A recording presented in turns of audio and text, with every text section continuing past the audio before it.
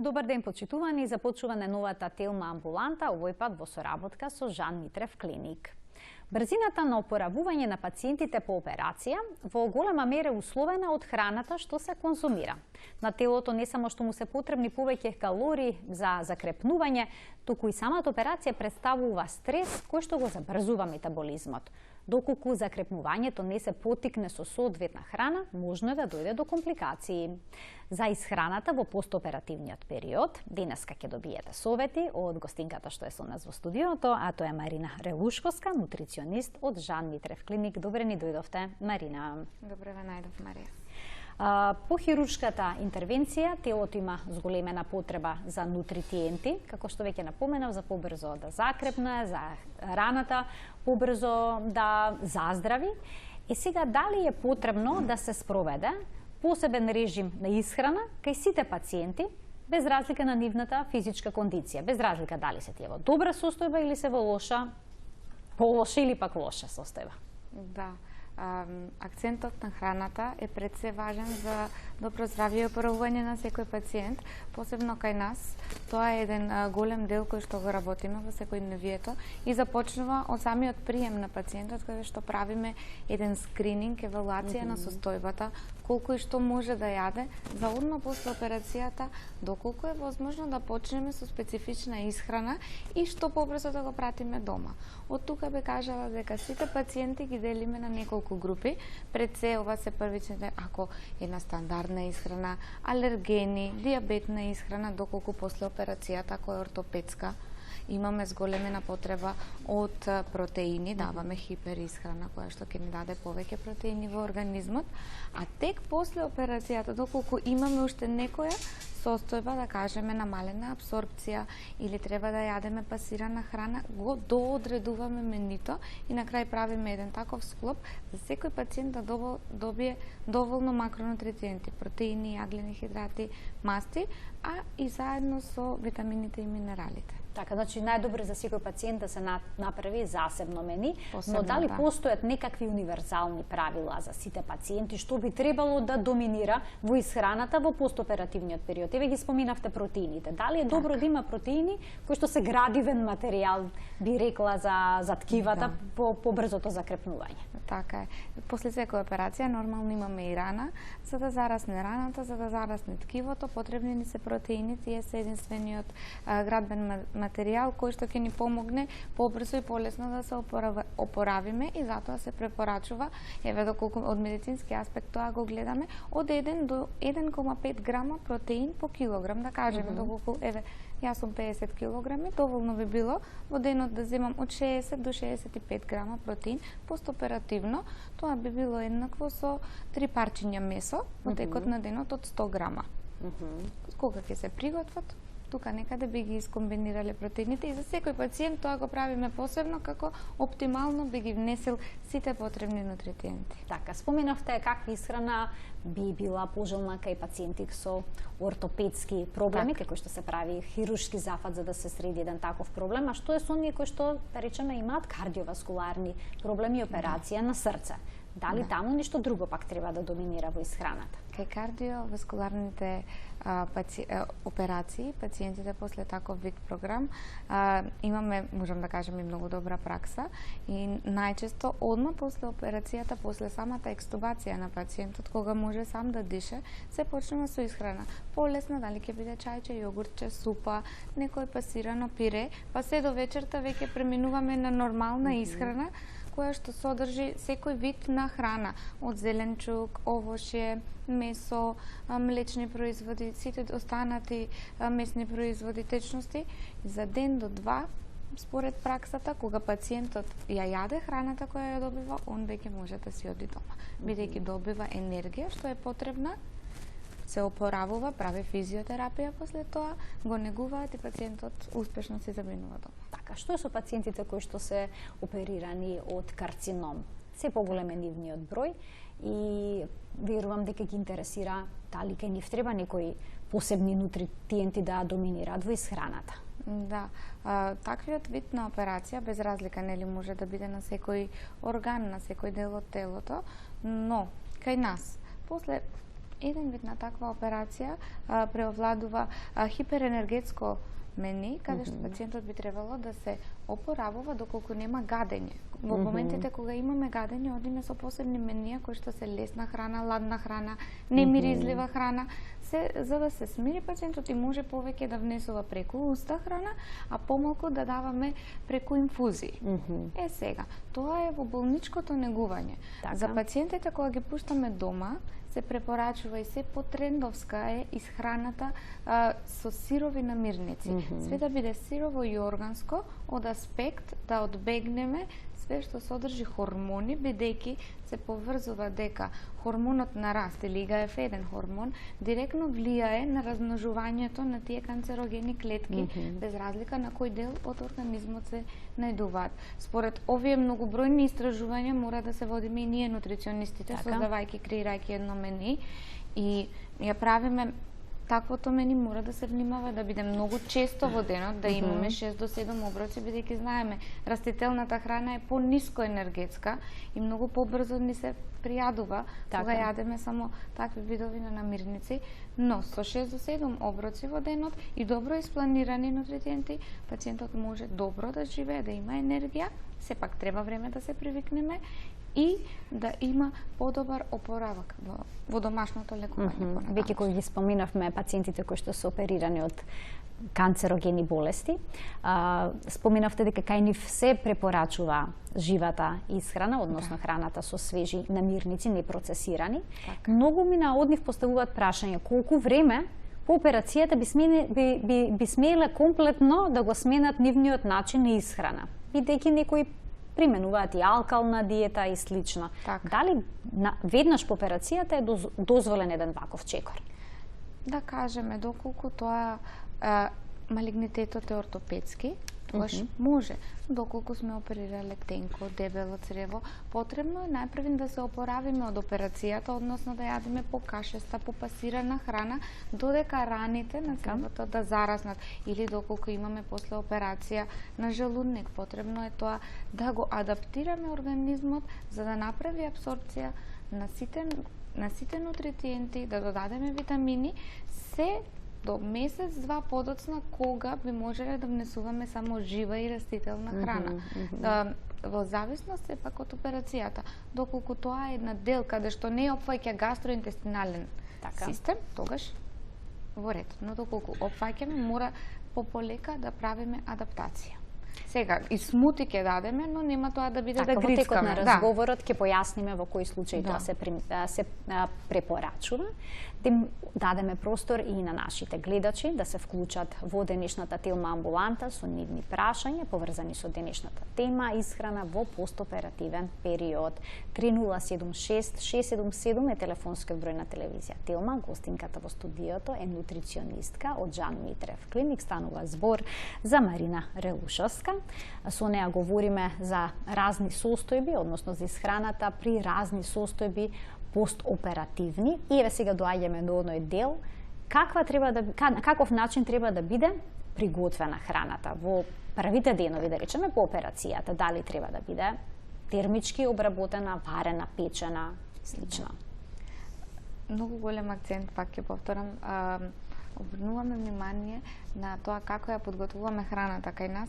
Ниту една храна не е печена на висока температура над 150 степени Целзиусови. Најчесто зеленчукот го обработуваме со пареа, која што не е повеќе од 70 степени Целзиусови и со тоа задржуваме голем број од витамините, минералите и одредени ензими кои што ги содржат растенијата и се типични својствени за нив. Би кажала дека секој зеленчук, освен компирот и оризот, го подготвуваме на пареа и со тоа ги задржуваме сите хранливи материи.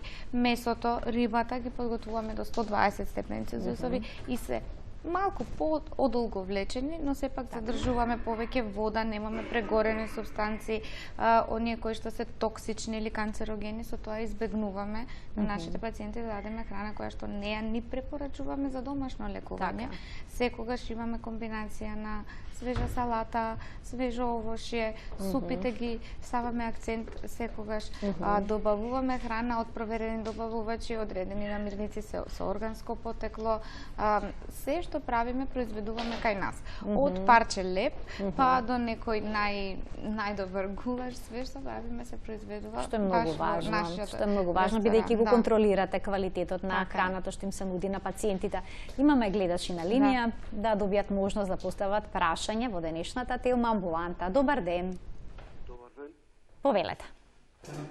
Јас бев од кола удрен. Така? И бев кога бев помал, и бев на операција, на полојната. Храна варена ми помина операцијата, ми помина полојната, но добивав јаготки, вишни, јаготки, такви храни, значи густа храна, густи, свежо овоше, јаболка, чај, Така. зато и супа. Јадеш супа. Поздрав до гледачите, поздрав до моите роднини. Јас, мајка ми почина, мајка ми и татко ми. Татко ми на инфузија во интерно операција на кацетот простатата. Така, ви благодарам за вашето вклучување во програма и ве слушнавме гледачот каква исхрана имал веднаш по операција, да се препорачува ли свежо овошје веднаш по операција? Со оглед на тоа дека никогаш овошето и зеленчукот може да создадат гасови. Да, докторите обожаваат кога пациентот има гасови. Тоа значи дека веќе проработеле цревата. Така, да, може да продолжиме понатаму со негувањето. Да, во ред е таа исхрана, бидејќи се работи за половина некој проблем таков, како што слушнав и немаме обструкција на тенко дебело црево, може да внесува нормална исхрана со сите застапени намирници. Така. Сега, зошто не се препорачува храна во која што има многу сол, шеќер и кофеин, значи кафе? Де се препорачува во првите денови по операцијата, така? Според најновите истражувања веќе да го препорачуваме, но и за тоа ќе разговараме подетално. За солта, да. Многу важно, посебно кога кардиоваскуларните болести и покачениот крвен притисок, е да намалиме ниво на сол, бидејќи тука постојат натриумови, калиумови соли кои што прават еден вид на пумпа и доколку солта е натриумова, таа пумпа ќе дојде до дисбаланс и ќе имаме зголемен притисок во организмот само внесувајќи сол, а доколку испрлиме, ќе ни се стабилизира процесот, ќе можеме да ги изфрлиме и течностите и да немаме отоци на дуеност постоперативно.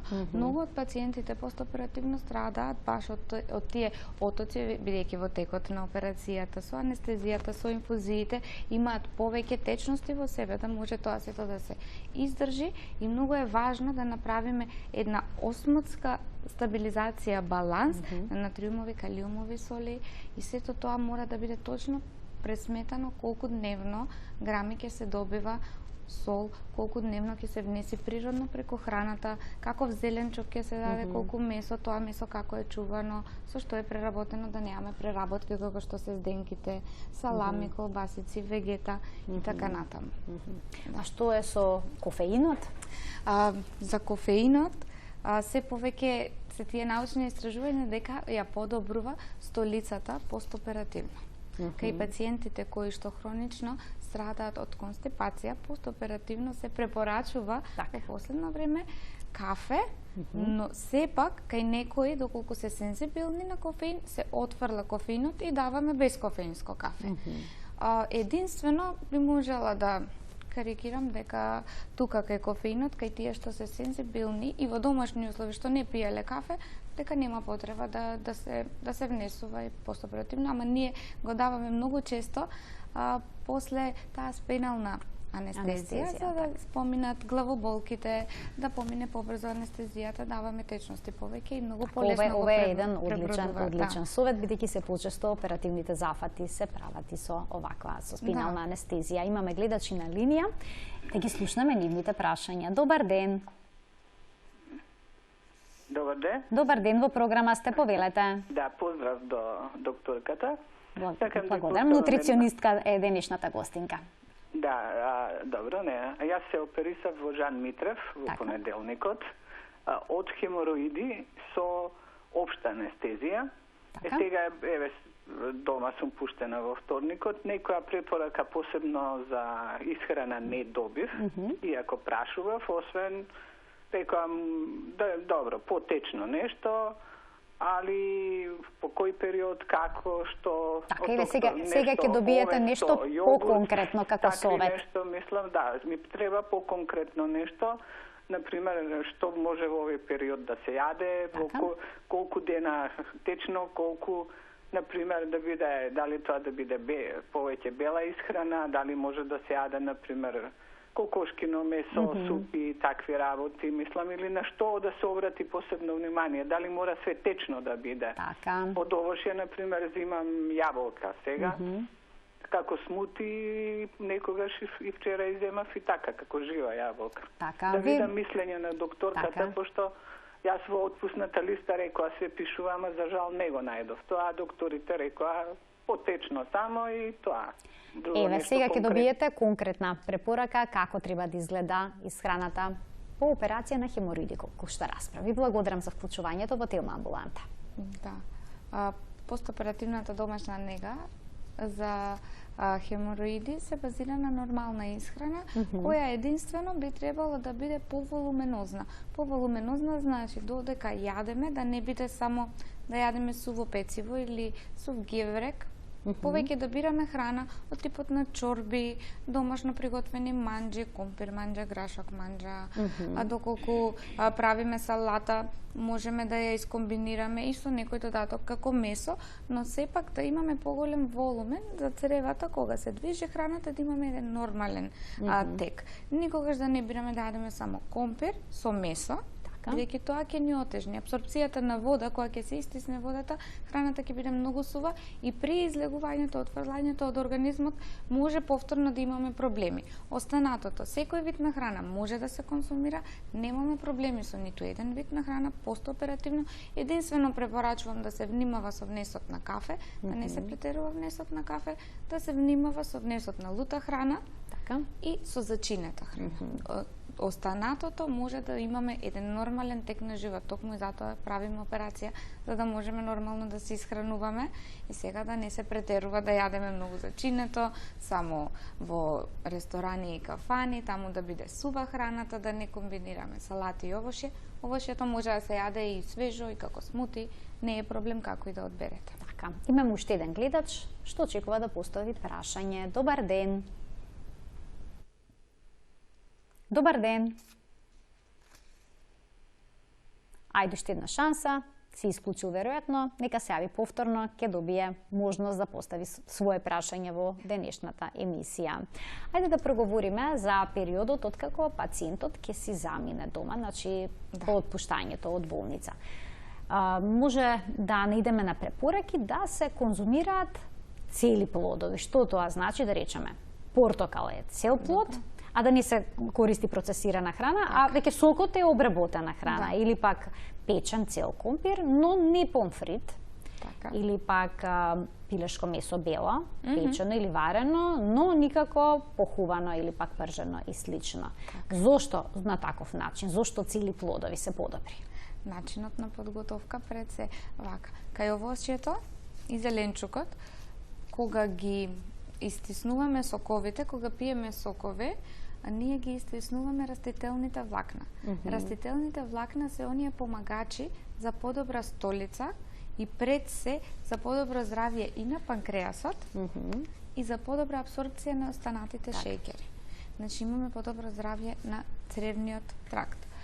Сега, кога правиме сокови, ги немаме растителните влакна, внесуваме само шеќерот од плодот, течноста од плодот, одредени витамини и минерали, посебно за секој плод што го внесуваме.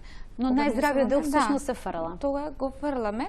И сега, ако сакаме да бидеме на детокс програма, во ред 2-3 дена да пиеме само сокови, но во секојдневниот живот многу е подобро да изедеме 2-3 јаболка, отколку да ги истиснеме само соковите и да внесеме само сок. Повеќе шеќери ќе внесеме без растителни влакна, без да си подобриме состојба на гастроинтестинален тракт, што се повеќе внимание нели се обрнува на таа флора, пробиотици, пребиотици, природни. Кај компирот мислам дека е доволно нели јасно дека пржената храна создава трансмаснотеи кои подоцна ни го оптоваруваат и патот и текот на крвотекот, оптоваруваат работа на црн дроб, се создава покачен холестерол кој што ни ги замастува крвните садови и така натаму, а кај месото е исто така.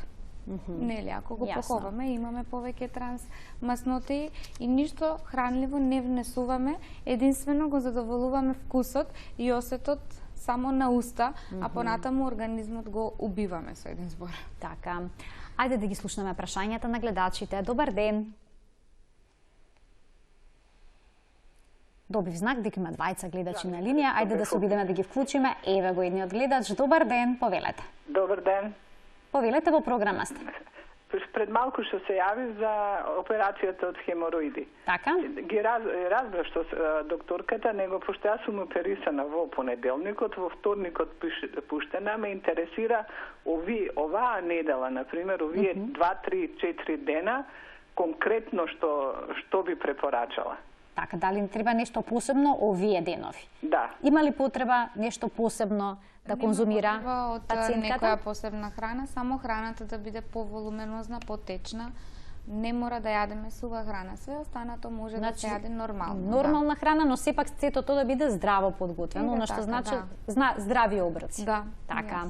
Ајде уште еден гледач имаме да го слушнеме со прашање. Добар ден. Добивам повторно знак дека се исклучил гледачот. Во ред. Ајде сега да продолжиме во однос на растителните влакна што ги споменавте. Тие се неопходни во постоперативниот период. Која храна е се богата со растителни влакна покрај овошјето кој што веќе го спомнавте? Најпрви би сакала да разграничам, тие ги имаме само во растенијата и во природата. Животинската храна, месото, јајцата и млекото немаат растителни влакна, нормално.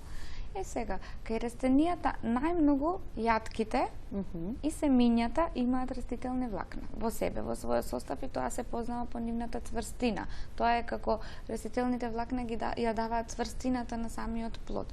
После тоа може да се нагласи дека граф, грашак и леќа имаат многу растителни влакна и до некаде и тие гасови што ние ги чувствуваме понекогаш, доколку не е добро накиснат, гравот не е добро сварен, проаѓаат и од протеините, но и од растителните влакна.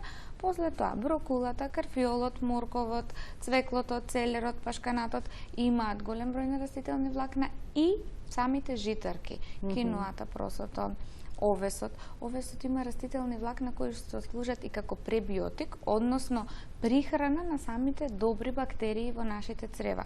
Ние кога јадиме секојдневно овес, само се повеќе ја зголемуваме таа природна флора во цревата и многу полесно ги апсорбираме сите хранливи материи, да кажеме, сите витамини, сите минерали, све што имаме полесно ќе го апсорбира организмот и ќе си помогне сам на себе си, доколку јаде само по 50 грама овес дневно. Така, дали се јадат овесни снеголки или пак овес во зрно кој што треба да се свари, што препорачувате? Подобро е да го свариме, секако, тоа не е процесиран. Така. Ама доколку немаме време да одбереме и овесни снеголки, не е лоша варијанта никако. Така.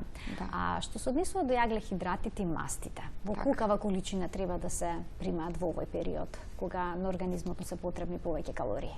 Да, во постоперативната нега пред се многу важно да примаме повеќе масти од незаситено потекло, омега-3, омега-6, масните киселини кои што ги имаме и ние ги даваме на нашите пациенти од лененото масло, го произведуваме во нашата клиника, го даваме на секој пациент во првите денови при опоравувањето. Лененото масло во себе содржи омега-3 киселини, 60% на 100 милилитри. Тоа е една огромна количина на омега-3 масни киселини кои што ни помагаат во секојдневното живење и даваат енергија на еден начин што не ни ги затвараат крвните садови, како што представуваат трансмаснотиите, заситените масти и така натаму.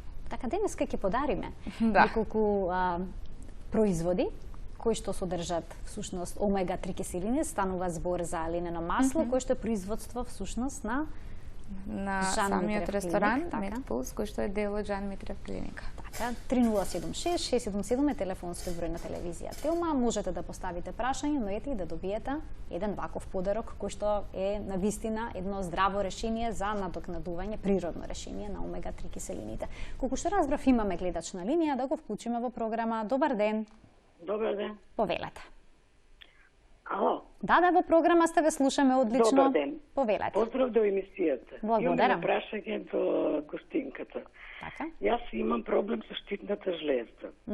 И слушам од некои нејзини колешки да не се јаде зелка, карфиол, брокола.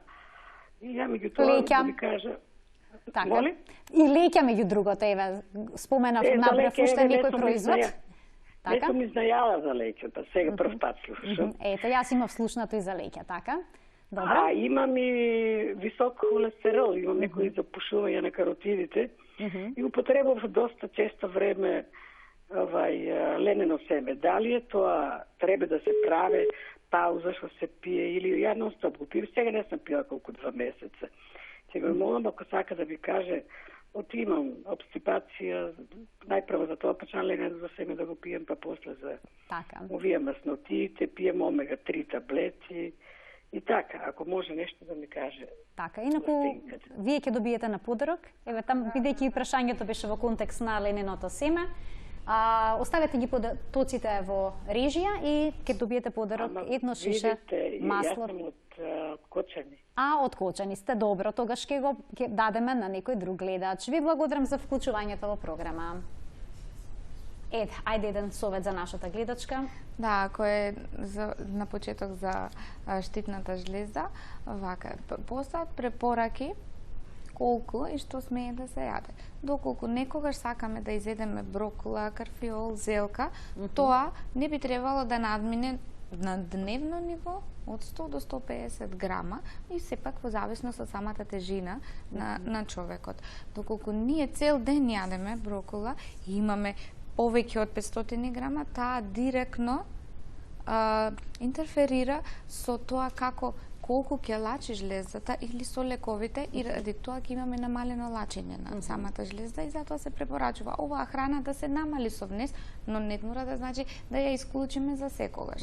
Треба мала разлика да направиме и некои храни ќе ги сведеме на минимум, а нормално мастите тука кај господјата би требало да се сведат на минимум, како што се путерот, заситените мастите од месо и повеќе да се внесуваат незаситени масти од јатки, од семиња, од ладно цедени масла, како би имале енергија, би добиле и заштита, но сепак не би направиле штета на организмот и на запушените каротиди, како што слушна. Така. Да. Ајде да ги вклучиме и следните гледачи во Телма амбуланта. Добар ден. Добар ден. Имаме ли уште некој гледач? Добро, ми даваат знак, тука ќе направиме една кратка пауза со рекламен блок, а веднаш потоа продолжуваме понатаму со денешната содржина.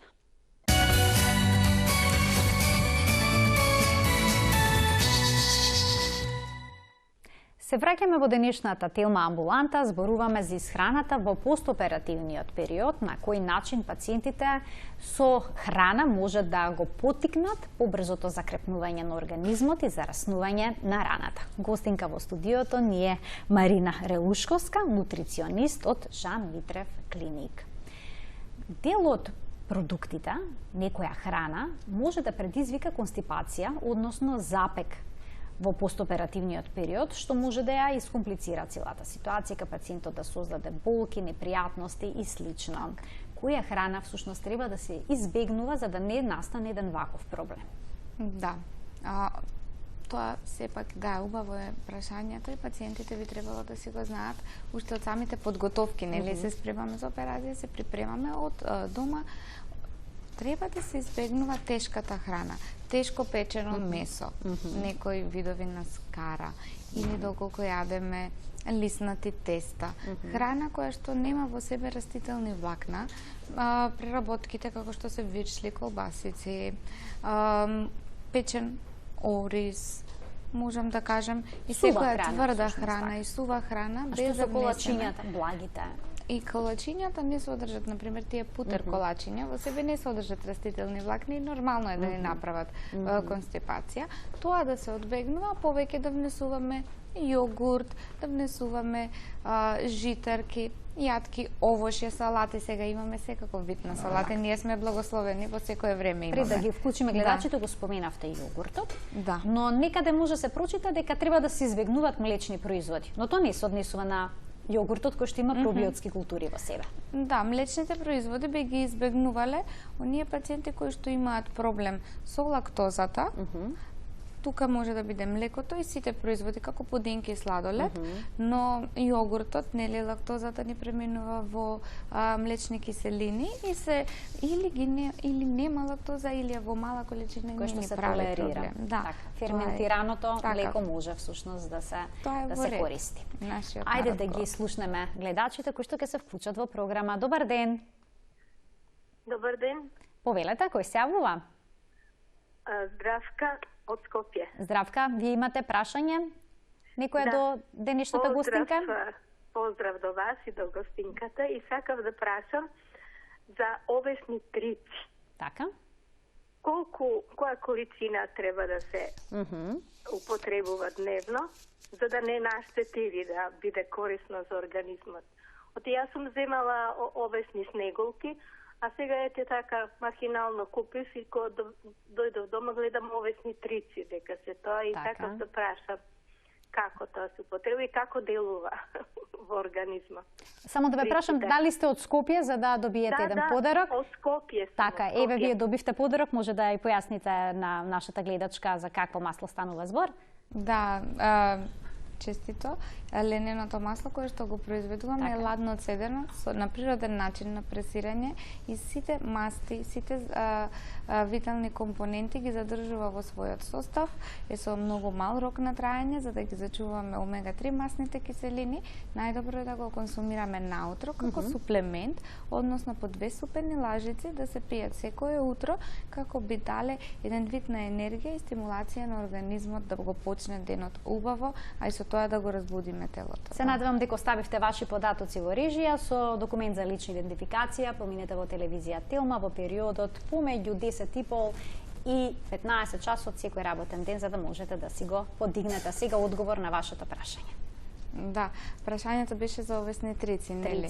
Добро, овесните трици представуваат надворешниот дел од самото зрно на овесот, нели? Тој дел кој што го обвива и заштитува зрното и од тука самите трици се оние најголеми извори на растителни влакна кои што ни помагаат за перисталтиката да ни биде забрзана, за добра работа на цревата. Се препорачува кај секој здрав човек да имаме во денот од 0,5 до 1 грам растителни влакна по килограм. Е сега, доколку внесува растителни влакна од овесните трици, не би кажала дека би треба повеќе од лажица до 2, односно 20 грама по оброк. Тоа би дошло некаде, по зависност од големината на лажицата, од 20 до 30 грама и истото може да се промеша во смути, да се направи со некоја мешавина на шумски овошки, банана или да се додаде во чаша цеден сок од портокал или традиционално со некои семки и со јогурт, како што секој, нели, сака и се допаѓа на вкус, но добро е да внесуваме 1 до 2 лажици секој утро. Side effects не гледам, штетни ефекти немаме, не се ни покажани, единствено доколку предходно сме имале некои воспаленија на цревниот тракт и да имаме некои неправилности, па тука да не заглабуваат растителни влакна, но доколку не спомна, ги немаме. Така, имам уште еден гледач на линија. Добар ден. Добар ден. Повелете. Поздрав до вас, гостинката е премногу млада, но многу убаво објаснува Алда е. Така, полна сознаење. Полна е сознаење, многу објасна. Би сакала само да ја прашам во однос на лененото масло. Така. Дали е точно дека има одличен сооднос на омега-3 и омега-6 масни киселини во себе и за кои индикации би го препорачала? Така, одлично прашање. Ви исто така сте добитничка на едно шише со ленено масло. Проминете во телевизија Телма за да си го потигнете секој работен ден помеѓу 10:30 и 15 часот. Ајде сега да појасните. За коментарите. Да, омега 3 и омега 6 масните киселини се разликуваат единствено по делот каде се поставени тие незаситени врски во самата низа на масната киселина. И сега, соодносот на ова масло би бил, може и да го видиме, 60% имаме омега 3, останатиот дел е 9% на омега 6 масни киселини, или на 100 мл тоа би било 60 мл чисто омега 3, 9, нешто милилитри омега 6 масни киселини, со што нашата секојдневна исхрана природно изобилува со омега 6 масните киселини. Така, сончогледовото масло само по себе изобилува со омега 6, но тоа не е случај кај омега 3 масните киселини. И доколку не внесуваме храна од животинско потекло како што е рибата, ние би имале недостиг на овие есенцијални масти, би требало да ги внесеме преку суплемент, кој што е често од капсули, а на овој начин ги внесуваме природно со само масло кое што е пресирано без никакви хемиски додатоци, на еден здрав начин, а бенефитите, придобивките по здравието се многобројни, може да вклучиме за помагање на кардиоваскуларниот систем, при покачен крвен притисок го даваме, помага правилна работа на самиот организам, исто за заштита и добро здравје на кожа, на коса, на ногти, за подобрен вид, и исто така се дава кај малите деца во периодот после првата година за подобра енергија и подобрен имунитет, бидејќи тоа е висококалорична храна која што изобилува со здрави масти, и децата, трошејќи таа енергија во секојдневието, ќе имаат на лесен начин на дополнување. Така. Да. Ајде сега да разјасниме одредени дилеми, вистини или заблуди. Да го вклучиме и следниот гледач, па ќе продолжиме со вистините и заблудите поврзани со опоравувањето, односно исхраната во постоперативниот период. Добар ден за нашиот следен гледач. Ало, добар ден. Добар ден. Повелете. Јас сакам да прашам, после операција, дали сме да се конзумираат сега нормално зелени салати? Такви работи. Така, после каква операција? Како? После каква операција, конкретно, за каква операција станува збор? На кила. На кила.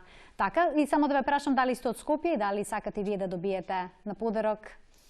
Од Скопје сум, но не мора подарок, јас само така сега. Само ве интересира дали смеете да јадете салати после еден ваков оперативен зафат. Ви благодарам за вклучувањето во програма. Благодарам за прашањето. Да, може да се јадат секој вид на салати, секој вид на зелени салати. Операцијата на кила не вклучува ресекција на ниту еден дел од дигестивниот тракт, така да ние сме безбедни. Така. Како што ни тече храната, немаме прекин. Тоа е само страничен дел, зависи, тоа си знае самиот пациент и хирургот, но дигестивниот тракт не ни е ресекциран, може да се јади секаков вид на храна. Единствено би нагласила да се внимава на количината, нека бидат тоа почести оброци, ако е салата, нека биде почесто, помали, да не правиме надуеност, да не предизвикуваме тешкоти во текот на варењето и патувањето, нели, ако зедеме големо количество на храна, ќе ни се надуе стомакот малку и може да имаме проблем со раната, ако е пресна операцијата. Ајде сега да разјасниме неколку вистини заблуди поврзани со опоравувањето, закрепнувањето во постоперативниот период, се однесува за некои продукти конкретно. Да го погледнеме првиот делов, кој што гласи: морковот и сладкиот компир го забрзуваат закрепнувањето по операцијата. Теоријата е дека се претварат во организмот во витамин А и тој помага во овој процес. Дали навистина се толку многу корисни? Така. Да, морковот и компирот во себе содржат одреден вид на витамин А, кој во телото го препознаваме како ретинол.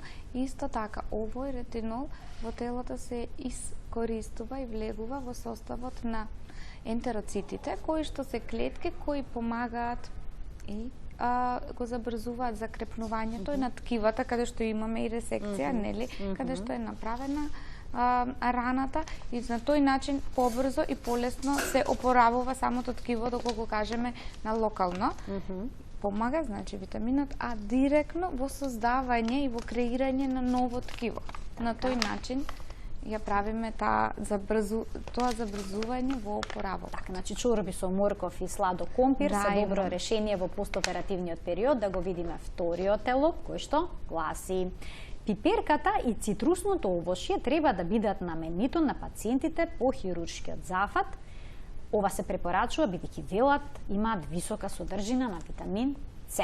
Така, да. Точно или не? Витамин С имаме, нормално пиперката има многу високо количество на витамин С, како и цитрусното овошје, лимон, портокал, самите цитрони, и ги имаме во секојдневната исхрана кај нас. Некогаш пациентите не сакаат да ги јадат, но со мала дискусија се убедуваме да ги јадеме. Да, витаминот С е многу важен при опоравувањето и во секојдневниот дел од животот, бидејќи ни помага за репарација на ткивото, на одржување и да не дозволиме повторно опаѓање на имунитетот. Кога еден пациент е под таков стрес од самата операција, имунитетот само опаѓа, а со оваа свежа храна ние само даваме придобивки побрзо закрепнување, отколку да дозволиме да се јаде некоја само сварена храна или печена храна, да не дадеме ништо за подкрепа.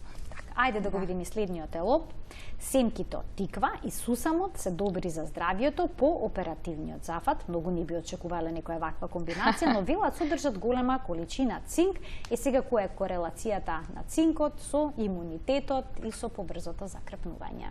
Да, семките од сусам, семките од тиква, единствено ги даваме во мелена форма кај нас, нели сепак. Да, може ли да направат некаков проблем, тоа сакав да прашам. Да, може би ќе направат некој проблем доколку добро не се соџвакаат или во некои видови на постоперативни неги, доколку пациентот не смее да јаде зрнести и тврди храни, но имаме начин да ги дадеме со мелени. А да, цинкот се вклучува директно во патот на протеините, во создавањето и во она АТП енергија, во самата креација, влегува во сите тие процеси, влегува во процесот на трансплантација на самите информации во организмот, самата ДНК, нели?